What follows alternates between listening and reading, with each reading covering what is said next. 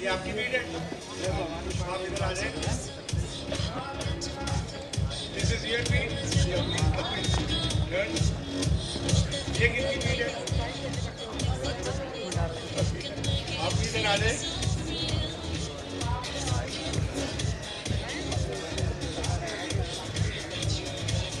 ये किसकी बीट है? ये आपकी है, ये आपकी है।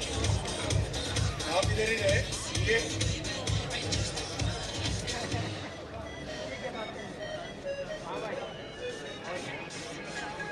There is no guesses. ये वाली जो सेकंड बीट जो सबसे सीधी है और सबसे बराबर है, तो सेकंड बीट आपने लगाई है। क्या नाम है आपका? सुबोध शर्मा। सुबोध शर्मा जी गाजियाबाद से। इनकी सिलिकॉन एप्लीकेशन जो है, इनका हाथ सबसे सदा हुआ है। सो इनको एक इनाम। Aditya ji, Aditya, contested with another mobile phone. So putting a good silicon application. Thank you very much. बहुत बहुत शुक्रिया. All the best. So Hemant जी, आपकी ये इंस्टॉलेशन कंप्लीट हो गई है? जी, इंस्टॉलेशन कंप्लीट है। इसमें जो आखिरी सवाल था उसके बारे में एक और चीज़, जिन जिन लोगों को स्प्रिंग मशीन बिठाने में प्रॉब्लम आती है उनके लिए एक नया हाइड्रोलिक पैच भी आया है हमारे पास, जिसके लिए स्प्रिंग मशीन ना बिठानी पड़ती है, ना ही उसके लिए गड्ढा खोदना पड़ता है। बिना गड्ढे खोदे वो स्प्रिंग मशीन या हाइड्रोलिक पैच लगा दिया जाता है। आप में से कोई भी देखना चाहे हमारे स्टॉल पे आके देख सकते हैं। यहाँ एक क्वेश्चन है जी, ट्राई कर रहे हैं। मोदी गार्ड भी रेडी। इसके बाद मैं कानपुर से प्रशांत बोल रहा हूँ। मेरा भाई साहब से एक क्वेश्चन था कि टफन गिलास में जैसे डीप एसिड और एचिंग का काम वगैरह जो होता है, उसके बाद उसकी स्थिति में कितनी कमजोरी या वो बचती है, या कितना डीप जा सकते हैं जिसमें? नहीं सर, इनका कहने का ये मतलब है, जब हम लोग ऊपर एसिड ट्रीटमेंट करते हैं ग्लास में, Modi guard please prepare your table in the mean time, get ready. हाँ जी। जैसे शीशा हमारा टफन ग्लास हमने लिया, उसके ऊपर हम सैंड ब्लास्टिंग डीप या एसिड का कोई भी काम करते हैं, एज की स्ट्रेंथ तो आपने बता दी कि हम लोग 1-1.5 mm तक उसको हम लोग यूज कर सकते हैं, घिस सकते हैं। ऊपर वाला जो सरफेस है उसको हम लोग कितना ट्रीटमेंट दे सकते हैं, कितना डीप जा सकते हैं? आप एग्जांपल बताएं, कितने थिकनेस की ग्लास में कितना 12 mm का जैसे ग्लास है, 12 mm के कितना डीप जाना चाहते हैं आप? हम कम से कम 2-2.5 mm 3 mm 2 mm तक कोई प्रॉब्लम नहीं है, 2.5 mm तक कोई प्रॉब्लम नहीं है। हाँ। डिजाइन के ऊपर डिपेंड करेगा कि अगर 3 mm का डिजाइन ऐसा है कि वो डिजाइन बिल्कुल ऐसे करके सीधा नहीं कट रहा, स्मूथ जाके किसी जगह में 3 mm is no problem. Okay, it can be tempered with equal strength. लेकिन अगर टेम्पर्ड ग्लास के ऊपर ही एक्सरसाइज करेंगे then it will not have strength. नहीं, टेम्पर्ड ग्लास के ऊपर ही की मजाक ये हुए ऑलरेडी टेम्पर्ड ग्लास के ऊपर, नो, इम्पॉसिबल, करना नहीं चाहिए, बिकॉज आप स्किन को तो डैमेज कर रहे हैं, डीप पे जा रहे हैं। मैं यही पूछ रहा हूँ कि कितना हम लोग डीप जा सकते हैं? We don't recommend even in microns. We don't recommend. मतलब मैन्युफैक्चरर आई विल नॉट से कि आप पहले टेम्पर्ड ग्लास लें फिर उसके ऊपर एचिंग करें। No, it's not recommended because it will not have any guarantee of any strength. टफन glass अगर मैंने करवा लिया तो क्या ट्रांसपेरेंसी फिर हमारी बनी रहेगी? नहीं, आप पहले उसको सैंड ब्लास्ट करके टफन करवा लीजिए। आप अपनी दुकान से, हर मैन्युफैक्चरर कर देगा। आपने जो भी वर्किंग करनी है उसकी बनाने के बाद उसको फिर वर्किंग मत करिए, एचिंग करिए, सैंड ब्लास्टिंग करिए, जो करना है आपने करिए जी। और करने के बाद टेम्परिंग के लिए भेज दीजिए और टेम्पर करके दे देंगे। हम तो टेम्परिंग करने के बाद भी बनाते हैं। ये गलत करते हैं ना, इसीलिए तो आए हैं पाठशाला में, गलत करते हैं। ठीक, thank you sir. Thank you.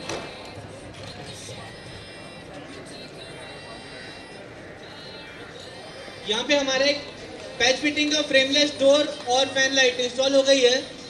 यहाँ पे जो आप पैच फिटिंग देख रहे हैं वो बहुत ही बेसिक पैच फिटिंग है। हालांकि आजकल इसमें बहुत सारे डिज़ाइन और बहुत तरीके की पैच फिटिंग अवेलेबल है।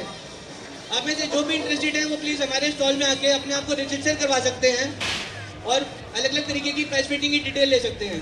Thank you. Hemant ji, this is not an exercise for selling ozone fitting. You can go to anybody, anywhere.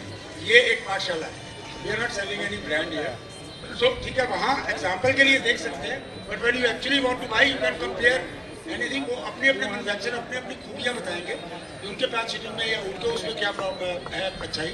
अभी मोदी गार्ड वाले मिरर बताएंगे तो ये आपको ये नहीं बोलेंगे कि मिरर आप मोदी गार्ड का ही लगाएं। ये आपको ये बताएंगे कि मिरर को ठीक तरीके से इंस्टॉल कैसे करना है। बिकॉज मिरर एक ऐसी आइटम है आमतौर पे आप देखेंगे सबसे ज़्यादा प्रॉब्लम मिरर इंस्टॉलेशन में आती है, थोड़े समय में ब्लैक हो जाता है, सिल्वर उड़ जाती है, या लगाते वक्त उसमें कॉन्वेक्स या कॉन्केव इफेक्ट आता है, जिसकी वजह से आपको अपनी शक्ल जो है वो सही दिखाई नहीं देती। So we are here to discuss those problems और अंडरस्टैंड कि उनको हम समझें कि मिरर को किस तरीके से इंस्टॉल करना है।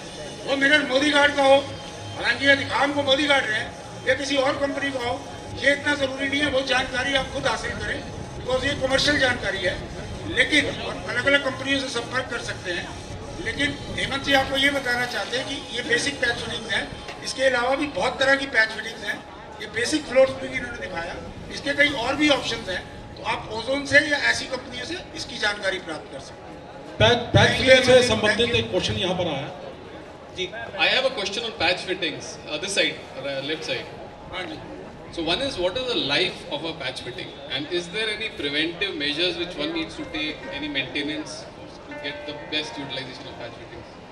पैच फिटिंग्स की लाइफ की जहाँ तक बात है, जो फ्लोर स्प्रिंग है इसको 5 लाख साइकिल तक टेस्टेड होती हैं। 5 lakh cycle these are tested up to. अगर आपको बीच में प्रॉब्लम है तो उसकी मेंटेनेंस के लिए आप कंपनी को संपर्क कर सकते हैं, वहाँ से वो रिप्रेजेंटेटिव आके आपको बता देंगे कि आगे क्या कार्रवाई करनी है। प्रिवेंटिव के लिए कुछ ऑयल वगैरह का अंदर नहीं, वो आप नहीं, ऑयल, वो सिर्फ कंपनी वाले ही कुछ करते हैं। नहीं, वो that is not needed. That's not needed. Unless there is a problem, that's not needed. Or they are made of materials which are supposed to last a lifetime. As you, but if the installation is incorrect, for example, अगर आपने ऊपर एक fitting लगाई है और अगर patch को आपने पूरे प्रेशर से नहीं कसा, because the glass is held by pressure from the pressure plate, तो अगर प्रेशर प्लेट सही से नहीं कसी तो थोड़े टाइम बाद उसमें ग्लास स्लिप कर सकती है। All it needs is you got to reopen it and tighten it properly. That's all.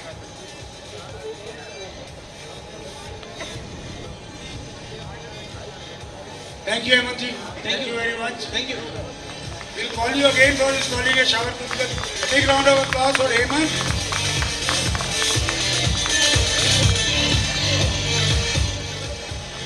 And now may I welcome here our stars from Modi Guard.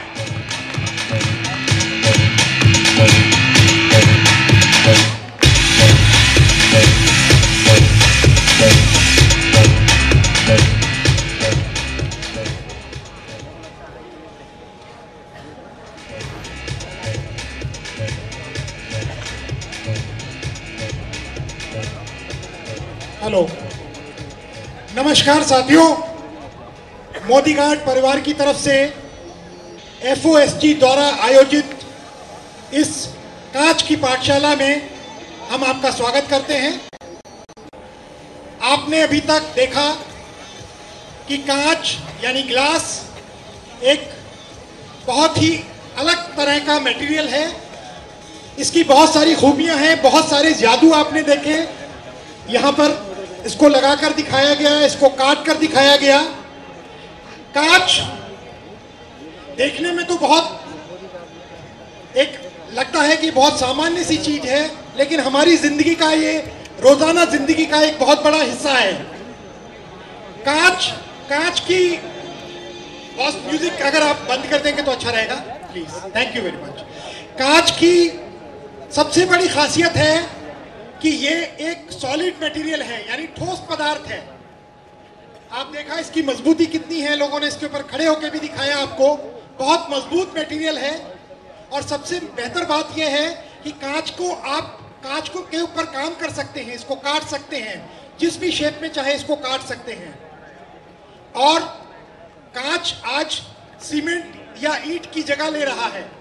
दीवारों की जगह लोग पसंद करते हैं कांच लगाना। ऐसा क्यों है? क्यों कांच को पसंद किया जा रहा है? बिकॉज कांच की सबसे बड़ी खासियत है कि हम इसके आर पार देख सकते हैं। आप सभी लोग देख रहे हैं कि इसके आर पार हम लोग इजीली देख सकते हैं। तो जो हमको सामने जो चीज है वो इसके आर पार से दिखती है, यानी एक ये पारदर्शी पदार्थ है, पारदर्शी सॉलिड है। अब लेकिन मनुष्य का जो मन है वो यहाँ पे मानता नहीं है। वो सारी दुनिया को तो इसके थ्रू देखना चाहता है, कांच के थ्रू, लेकिन ये भी देखना चाहता है कि भाई बाहर की दुनिया तो कैसी दिख रही है, ठीक है, मैं कैसा दिख रहा हूँ ये भी बहुत जरूरी है। और खासकर हमारी महिलाओं के लिए ये बहुत एक इम्पॉर्टेंट चीज़ है कि मैं देखने में कैसी लग रही हूँ। तो इसके लिए एक जादू किया गया, कांच के ऊपर एक एक्सपेरिमेंट किया गया, जिसमें कांच के ऊपर हमने एक बहुत ही महीन चांदी की लेयर, सिल्वर आप लोग सब जानते हैं, सबके घरों में सिल्वर का यूज होता है। आप देख रहे हैं कि कांच की एक लेयर के ऊपर, एक सतह के ऊपर हमने चांदी का स्प्रे कर दिया है। ये इसके ऊपर चांदी का स्प्रे कर दिया तो वो कांच जिसमें से आर पार दिखाई दे रहा था, अब आपको अपनी सूरत दिखाई दे रही है। खेल है सिर्फ चांदी का, चांदी की बहुत पतली लेयर का। लेकिन चांदी, आप सब जानते हैं कि चांदी एक बहुत ही सेंसिटिव मेटल है। चांदी में अगर पानी लग गया, नमी लग गई, तो चांदी आपकी खराब हो सकती है। और इस पे चांदी खराब होने के कारण आप देखेंगे उसका रंग लाल पड़ जाएगा या काला पड़ जाएगा। ज्यादातर देखा होगा आपके घरों के ज्वेलरी या चांदी के बर्तन काले पड़ जाते हैं अगर उनको नमी में रखा जाए काफी दिनों तक। साथ ही साथ ये एसिड और एल्कली यानी अम्लीय और क्षारीय चीजों से रासायनिक रिएक्शन यानी केमिकल रिएक्शन करके भी ये काली हो सकती है।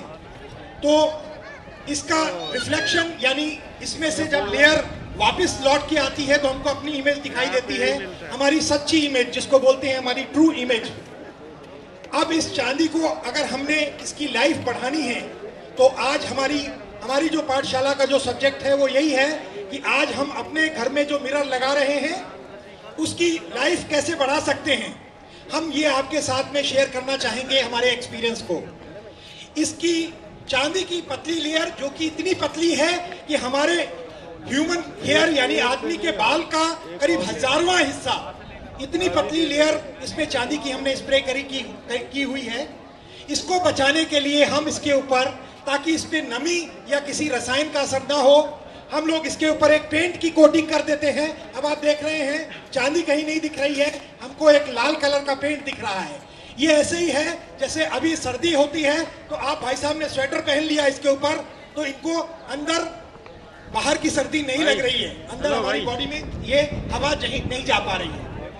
अब आजकल जमाना हर चीज में डबल प्रोडक्शन का है, तो लोग स्वेटर भी पहना और स्वेटर के ऊपर कोट या जैकेट भी डाल देते हैं ताकि बिल्कुल सर्दी से बच सके।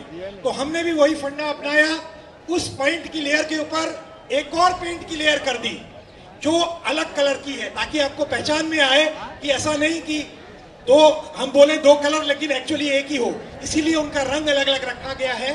तो 2 कलर की पेंट करने के बाद में आपको मिरर, सामने ग्लास है और पीछे सिल्वर की लेयर पर 2 कोटिंग मिरर है, पेंट के हैं। अब इसकी बचत डेफिनेटली, इसकी लाइफ बढ़ गई। लेकिन अगर आपने कोट पहन लिया, स्वेटर पहन लिया, तो इसका मतलब ये नहीं है कि आप पूरी तरह से बच गए। अब आपको ध्यान रखना है कि अगर उस कोट या उस स्वेटर में कहीं पे भी छेद होगा या कहीं से फट जाएगा तो हवा उसके अंदर से घुस सकती है। ये सब जानते हैं, हमारी रोज की इस्तेमाल की हुई चीज है। तो अब हमारा सबसे बड़ा काम है कि इस पेंट की सतह को हम कैसे बचाएं। इसके ऊपर सबसे 2 तरह से अटैक हो सकता है। एक तो हम किसी नुकीली चीज से इसको पंचर कर दें, जैसे टायर की हवा में, टायर में एक छोटा सा पिन डाल देंगे या कील डाल देंगे तो पंचर हो जाता है। इसी तरह अगर इस सरफेस के ऊपर हमने किसी भी नुकीली चीज से इसके अंदर पिन से होल कर दिया तो एक सुरंग बन जाएगी, एक रास्ता मिल जाएगा जिससे पानी या नमी चांदी तक पहुंच जाएगी और उसको काला कर देगी। तो ये ध्यान दें कि जब कर रहे हैं या कटिंग कर रहे हैं तो कुछ बातों का अगर ध्यान रखेंगे तो आप इस चीज से बच सकते हैं जो कि मैकेनिकल डैमेज होता है, यानी हैंडल करते समय। सबसे पहली बात, मिरर को जब आप काट रहे हैं तो आप जो टेबल यूज करते हैं वो टेबल मेटल की नहीं होनी चाहिए, उसके ऊपर क्लॉथ लगा होना चाहिए, फेल्ट क्लॉथ जिसको बोलते हैं, दिल्ली की लैंग्वेज में बोलते हैं नमदा लगा होगा। ये सॉफ्ट क्लॉथ है, ये इसकी मिरर की पेंट को डैमेज नहीं करेगा। दूसरा, अभी जैसे भाइयों ने इसके ऊपर कांच काटा था, तो अगर आप कांच कहीं पे भी हैंडल करते हैं तो कांच के छोटे से छोटे टुकड़े कई बार टेबल के ऊपर रह जाते हैं।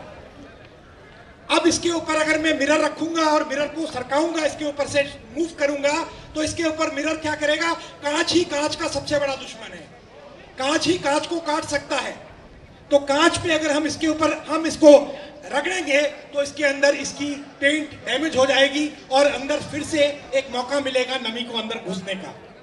तो ध्यान रखें, जब भी हम कटिंग या स्टार्ट कर रहे हैं तो इस कटिंग टेबल को साफ करना बहुत जरूरी है। दूसरी चीज, कोई भी रगड़ से बताएं, कुछ ही सॉलिड चीजों से इसको आप ना रगड़ें। पेंट एक बहुत, आपकी गाड़ियां, आपके स्कूटर, आपको सबको मालूम है कि अगर जरा ध्यान नहीं दिया तो खरोंच आ जाती है। सेम यही पेंट वहां पर भी लग रहा है। तो इस पेंट की ध्यान रखने, नहीं तो आपके गाड़ी में, स्कूटर में पेंट पे अगर दाग आ जाता है, स्क्रैच आता है, तो वहां देखा होगा आपने, मॉइस्चर के टाइम में वहां पे जंग लग जाता है। सेम चीज मिरर में भी होती है। तो ये चीजों का ध्यान रखना हमें बहुत जरूरी है।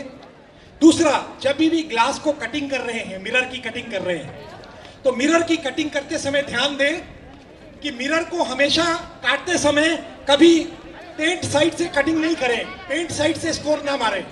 क्योंकि अगर आप पेंट साइड से स्कोर मारेंगे और जब उसको तोड़ेंगे तो कई बार उसके कॉर्नर से उसका पेंट उखड़ सकता है। तो हमेशा मिरर काटते समय इसको सीधा रखें और जिस साइड पेंट नहीं है उस साइड ही स्कोर मारें। ये चीजों का अगर हम ध्यान रखेंगे तो हम अपनी मैकेनिकल डैमेज से अपने मिरर को बचा सकेंगे। बहुत छोटी सी चीजें, छोटे से नुस्खे, लेकिन बहुत काम के। तो अब हम आपको असली सब्जेक्ट की ओर ले चलते हैं। ये तो था मिरर का ध्यान रखना। अभी आप सोच रहे होंगे कि हमारे साथी अमित और अविनाश ने ये क्या पहन रखा है, ये कौन सी ड्रेस है, ये कौन सा कोट है? ऐसा कोट तो किसी डिजाइनर के यहाँ नहीं मिलता है। ये जो कोट इन्होंने पहन रखा है, ये सेफ्टी एप्रन है। ये केवलर कपड़े से बनी हुई है, ऐसा कपड़ा जो कि कट रेजिस्टेंट होता है, यानी ग्लास से अगर इस पे खरोंच भी की जाए तो ये कटेगा नहीं, कम कटेगा, आपको ज्यादा रेजिस्टेंस है। दूसरा, इसके ऊपर आप देख रहे हैं कि मेटल के आईलिड बने हुए हैं, आंखें बनी हुई हैं, जिससे अगर ग्लास टकराता है तो ये उसको रोकता है और साथ ही साथ हवा भी पार होती है। तो मेरे भाई जो लोग कांच के डीलर्स हैं, रिटेलर्स हैं, वो ध्यान रखें, ग्लास सेफ्टी जब आप भी हैंडल कर रहे हैं, सुरक्षा सबसे बड़ी चीज है, क्योंकि आदमी की जान सबसे इंपॉर्टेंट है हमारे लिए। तो कोई उसको बचाने के लिए जरूरी है हम सेफ्टी एप्रन्स का इस्तेमाल कर सकते हैं। हाथों में इन्होंने सेफ्टी ग्लव्स पहने हुए हैं जिसके ऊपर रबर की कोटिंग है। ये कोटिंग आपको लगता होगा कि हम हाथ से, मैं इस ग्लास को छू रहा हूं तो कुछ नहीं हो रहा, ऐसा नहीं है। हर एक आदमी के हाथ में, कई लोगों को पसीना काफी आता है, बहुत पसीना आता है, हाथ में भी पसीना आता है। और पसीने में क्या होता है? नमक होता है, सॉल्ट होते हैं, केमिकल्स होते हैं। जो सॉल्ट और केमिकल्स इस मिरर को भी खराब कर सकते हैं। तो ध्यान रहे, हम रिकमेंड करेंगे कि जब भी आप मिरर को हैंडल कर रहे हैं तो अगर आप ग्लव्स पहन लेते हैं तो आप उनको, मिरर को अपने हाथ से निकलने वाले पसीने से भी बचा सकते हैं। जितनी हम चीजों का ध्यान देंगे, हम अपने मिरर की लाइफ को उतना ही बढ़ा सकते हैं। अब आपको हम दिखाएंगे मिरर इंस्टॉलेशन करने का पहला तरीका, सबसे आसान तरीका, जिसमें कोई तकलीफ नहीं है, क्लैंप्स की सहायता से, मेटल क्लैंप्स की सहायता से। अब आप देख रहे हैं कि मिरर को यहां पर हमने 3 क्लैंप्स लगे हुए हैं नीचे, और ऊपर ये स्प्रिंग वाले क्लैंप्स हैं जो कि बाजार में कई मिलते हैं, कई ब्रांड्स के मिलते हैं। इसमें इस मिरर को फिट किया हुआ है। इस क्लैंप्स को जब आप फिट करते हैं तो इसका एक ध्यान रखें कि इसमें मेटल में टच करने से पहले आप देखेंगे तो एक रबर की कोटिंग लगी है, ताकि मिरर डायरेक्टली मेटल के टच में ना आए, ताकि टूटने के चांसेस कम रहे। वो ध्यान रहना चाहिए। ये आप देख रहे हैं स्लीव लगी हुई है, एक पतली सी यहाँ पर इसके बीच में, उसका ध्यान रखें। दूसरा, इसका सबसे बड़ा फायदा है कि बहुत आसान है इंस्टॉल करना। और क्लैंप जब आप लगा रहे हैं तो एक चीज का ध्यान दें, क्लैंप क्या आपके मिरर का बोझ उठा सकेगा या नहीं, क्या उसका वजन ले सकता है या नहीं। आपको एक सिंपल एग्जांपल देता हूं कि 1 बाई 1 मीटर का 4 mm का मिरर, 1 स्क्वायर मीटर यानी 1 मीटर बाई 1 मीटर का मिरर का वजन करीब 10 किलो होता है। ध्यान रखें।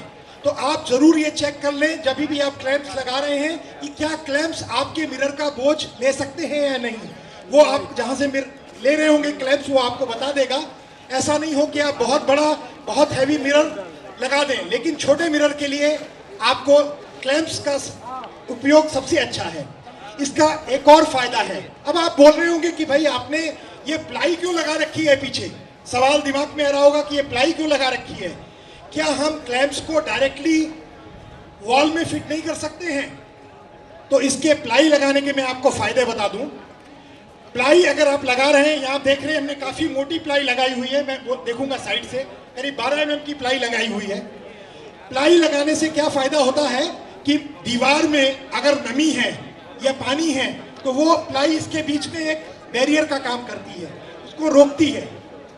तो दूसरी बात यह है कि आप कोई भी कंस्ट्रक्शन कर रहे हैं घर में, कोई भी अच्छे से अच्छा मिस्त्री होगा, आपकी दीवार जो होगी, आपका जो प्लास्टर होगा, कभी भी एकदम फ्लैट नहीं होता, एकदम समतल नहीं होता। तो आप उस समतल अगर नहीं है और उसके ऊपर आपने मिरर को फिट किया तो आपको लगेगा कि मिरर जो है, मिरर में लहर आ रही है, मेरे को अपनी इमेज सीधी नहीं दिख रही है, थोड़ा सा लहर आ रही है, जिसको लोग डिस्टॉर्शन बोलते हैं। तो उस डिस्टॉर्शन को भी हम, अगर हम प्लाई यूज करते हैं, मोटी प्लाई यूज करते हैं और उसके ऊपर अगर हम चिपकाते हैं तो उसको भी दूर भगाया जा सकता है। तो इसलिए हम रिकमेंड करेंगे इस प्लाई का यूज करना। दूसरा, जब आप मिरर का सिलेक्शन कर रहे हैं, आज क्या हो रहा है, घरों में बड़े से बड़े मिरर लगाना चाहते हैं, हर दीवार पर मिरर चाहिए लोगों को। खाली पहले क्या होता था, खाली आपके बाथरूम में मिरर होता था, लेकिन आज आर्किटेक्ट्स नए नए तरह से निकाल रहे हैं कि छत पे भी मिरर लग रहा है, साइड में पूरी दीवार पे भी मिरर लग रहा है। तो उस मिरर के लिए एक चीज का ध्यान रखें कि अगर आप बड़ा मिरर लगा रहे हैं तो आपको थिकनेस मिरर की मोटी लेनी पड़ेगी। ये एक बहुत सिंपल एग्जांपल है कि अगर मैं एक पेपर को सीधा खड़ा करना चाहूं, एक पेपर को, न्यूज़पेपर को, तो वो पेपर क्या कभी सीधा खड़ा होगा? वो हमेशा एक तिरछा वार्पिज हो जाएगी। ऐसे खड़ा करना कोशिश करूंगा तो ये मुड़ जाएगा। और यही पेपर अगर कार्डबोर्ड होता, मोटा होता, तो ये अपने आप में एकदम सीधा खड़ा रहेगा। तो सिंपल बात, सिंपल प्रकाश के नियम, लॉज ऑफ लाइट, रिफ्लेक्शंस, अगर ये तिरछा होगा तो फिर से आपको एक आभास देगा कि ये लहर आ रही है। तो अगर आप मोटा मिरर यूज करेंगे, बड़ा साइज मिरर लगाएंगे, तो मैं सभी भाइयों से रिकमेंड करूंगा कि मोटे मिरर, जो कि अपनी 6 mm तक का मिरर आता है, उसको यूज करें, तो ये चीजों से हम बच सकते हैं। दूसरी एक खासियत क्लैंप्स को यूज करने की, आप देख रहे हैं क्लैंप यूज करने के कारण इसमें प्लाई और मिरर के बीच आप देख रहे हैं कम से कम 5 mm का गैप है। ये 5 mm का गैप हमारे लिए मिरर की लाइफ बढ़ाने के लिए बहुत ही इंपॉर्टेंट है। क्यों इंपॉर्टेंट है कि अगर इसमें कोई नमी आ भी जाती है तो इसमें से एयर आर पार हो सकती है, हवा इस गैप के कारण आर पार हो जाएगी और उसको सुखा देगी। कोई भी ग्लास अगर गीला होता है और उसमें हवा से सूख जाता है तो कोई प्रॉब्लम नहीं आएगी। अगर पानी या नमी उस ग्लास में रुकी रहती है ज्यादा देर तक तो वो उस ग्लास को खराब कर देगी। आपके घरों में फिश टैंक होंगे, मछली के लिए आप लोग टैंक बनाते हैं, तो आपने देखा होगा जहां पानी रुका रहता है वो पोर्शन धीमे धीमे स्टेन होने लगता है। सेम अगर आप ग्लास को, पानी को सुखा देते हैं तो वो एयर इस पानी या नमी को सुखा देगी। तो इसलिए ये एक इसका आइडियल तरीका है। अब हम आपको दिखाएंगे, ये तो मैकेनिकल तरीका था, अब हम आपको दिखाएंगे कि केमिकल तरीका क्या होता है। मैंने बताया नमी और केमिकल्स यानी एसिडिक या बेसिक केमिकल्स सबसे बड़े मिरर के दुश्मन हैं। घरों में आपने देखा होगा आपकी पेंट की हुई दीवारों पर अगर नमी रहती है तो पेंट पपड़ी बन के उतर जाता है। सेम चीज मिरर में भी हो सकती है। दूसरी तरह अगर हम कोई इसके ऊपर एसिड डालें, जैसे अपनी स्किन के ऊपर अगर कोई एसिड डलेगा तो तुरंत वो रिएक्शन कर उसको खराब कर सकता है। तो अगर हम इसमें कोई केमिकल का लगाएंगे तो मिरर हमारा पेंट खराब हो सकता है और अल्टीमेटली मिरर की लाइफ कम हो जाएगी, वो काला पड़ सकता है, लाल पड़ सकता है। तो अब हमें ध्यान रखना है कि जब भी हम कोई, आज बहुत आसान तरीका है मिरर चिपका दीजिए। जो लोग क्लैंप नहीं लगाना चाहते हैं, बड़ा साइज है, तो वो लोग मिरर को चिपकाते हैं। मिरर को चिपकाने के लिए लोग सिलिकॉन ग्लू अलग अलग तरह के यूज करते हैं, लेकिन ध्यान रहे सस्ता रोए बार बार, महंगा रोए एक बार, ये कहावत ध्यान रखें। हम लोग जानते हैं कि सबसे सस्ता वाला आइटम क्या है या सबसे पॉपुलर जो कि जिसका ऐड ज्यादा आ रहे हैं या जिसका पिक्चरों में नाम आ रहा है वो लगता है कि वो सबसे अच्छा एडेसिव है, उसको लगा लो। ऐसा नहीं है। ये एडेसिव हमें जब खरीदे तो हम ध्यान रखें कि जो भी एडेसिव या सिलिकॉन हम लगा रहे हैं वो न्यूट्रल होना चाहिए, यानी उसमें कोई एसिड या बेस नहीं होना चाहिए। पहली बात, न्यूट्रल एडेसिव यूज करें। साथ ही साथ उसमें लिखा होना चाहिए, उसके इंस्ट्रक्शंस में लिखा रहना चाहिए कि ये मिरर के लिए लगाने के लिए सूटेबल है। दो छोटी सी बातें हैं, आपके 10-20 रुपए ज्यादा खर्चा होंगे लेकिन आपका मिरर की लाइफ हमेशा बढ़ जाएगी। अब आप देखें कि हमने एक अप्रूव्ड एडेसिव इसमें लगाया हुआ है पेंट में। ये एक एग्जाम्पल है अप्रूव्ड एडेसिव लगाने का। 2-3 चीजें मैं खास बताना चाहूंगा। आप देखेंगे कि ये लाइनें हमने सीधी नहीं खींची हैं, पूरी यहाँ से यहाँ तक पूरी कंटिन्यूअस लाइन नहीं है। लाइन में ब्रेक दिया हुआ है। लाइन में ब्रेक देने का मतलब ये है कि इससे हवा आर पार होकर हवा इसमें से जा सके, यानी आप इसको जब प्लाई पे फिट करें तो भी हवा इसमें से आर पार हो जाएगी। अगर मैं सीधी लाइन खींच देता तो इसमें से हवा आर पार नहीं होती और अंदर की नमी अंदर ही दब जाती है। दूसरी चीज ध्यान दें, हमने बड़ी मोटी लाइन बनाई है। मोटी मतलब थिक लाइन बनाई है। थिक लाइन बनाने का मतलब है कि हम गैप करना चाहते हैं। जब हम इसको चिपकाएंगे तो एटलीस्ट 2 से 3 mm का गैप प्लाई और इसके बीच में आ जाएगा, जिससे कि हमारी एयर हमको जाने का मौका मिलेगा। दूसरा, आपने देखा कि हमने लाइनें सारी खड़ी खींच रखी हैं, वर्टिकल लाइंस यूज की हैं। अगर इसको घुमाएं तो देखिए, 1 मिनट में बोलूंगा, घुमाएं। अगर हमें मिरर फिट करना है, हम इसको अगर हम इस तरह से लाइनें लगाते तो क्या नुकसान होता? नुकसान होता कि अगर पानी या नमी ऊपर से गिर रहा है, मान लीजिए पानी या नमी, तो वो पानी यहाँ पर आके रुक जाएगा, उसको गिरने का मौका नहीं मिलेगा। और मैंने बोला रुका हुआ पानी या नमी मिरर या ग्लास के लिए सबसे खतरनाक होता है। तो इसको सीधी लगाने से हमारा प्रॉब्लम क्या है कि वो पानी अगर होगा तो सीधे नीचे चला जाएगा और सूख जाएगा। तो बहुत छोटी सी बात, लेकिन छोटा सा नुस्खा, लेकिन बहुत काम का हमारी मिरर की जिंदगी बनाने के लिए। 1 मिनट के लिए मैं माफी चाह रहा हूँ, इंटरप्ट कर रहा हूँ।